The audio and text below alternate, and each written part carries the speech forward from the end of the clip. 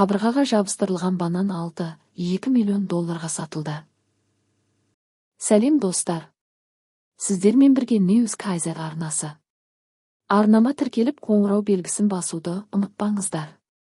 Sotheby's аукцион үйі қабырғаға жабыстырылған бананнан тұратын өнер туындысы сәрсенбі күні аукционда криптокәсіпкер Джастин Санға 6,2 миллион долларға сатылғанын хабарлады деп жазады Inform-Kiz.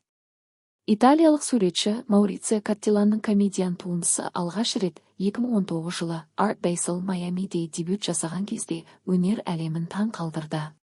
Сәрсенбі күні Нью-Йорктегі Sotheby's аукционына түскеннен кейін 5 минуттың ішінде бастапқы баға $800,000 5,2 миллион долларға дейін көтерілді. Бұл сомаға сатып алушының сыйлық ақысы комиссия да қосылды. Sotheby's мәліметі бойынша соңғы баға алдын ала болжанған $5 миллион айтарлықтай асып түсті.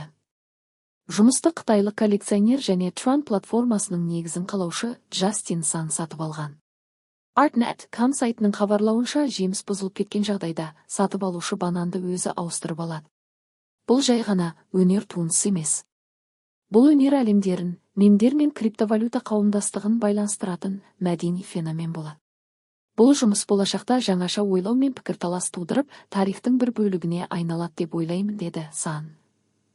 Бұған дейін бельгиялық сюрреалист суретші Рене Магриттің 1954 жылы салған «Жарық империясы» картинасы Christie's аукционында рекордтық баға $121,2 миллион сатылғаны хабарлаған болатын.